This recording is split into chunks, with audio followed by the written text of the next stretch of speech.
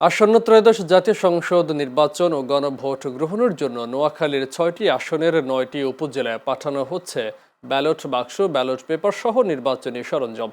৮৭৫টি vote কেন্দ্রে ৭ বাহিনীর নিরাপত্তায় মোতায়েন থাকবে। বুধবার সকাল থেকে জেলার ৯টি উপজেলার সহকারী রিটার্নিং কর্মকর্তার কার্যালয় থেকে নির্বাচনী ৬টি আসনে সরঞ্জামাদি প্রিজাইডিং কর্মকর্তাদের তত্ত্বাবধানে বিভিন্ন ভোট কেন্দ্রগুলোতে পাঠানো হচ্ছে। জেলা রিটার্নিং কর্মকর্তার কার্যালয় জানায় ৬টি আসনে মোট ৪৮ জন প্রার্থী প্রতিদ্বন্দ্বিতা করছেন।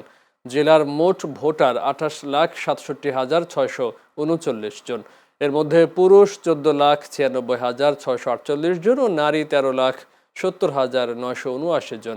তৃতীয় লিঙ্গের ভোটার রয়েছেন ১৫ জন। নির্বাচন পরিচালনায় ১৪ জন সহকারী রিটার্নিং কর্মকর্তা, ১৪ জন নির্বাহী ম্যাজিস্ট্রেট, ৮৭৫ জন প্রিজাইডিং কর্মকর্তা, ৫,৬০৯ জন সহকারী প্রিজাইডিং কর্মকর্তা ও ১১,২১৮ জন পোলিং কর্মকর্তা দায়িত্বে থাকবেন।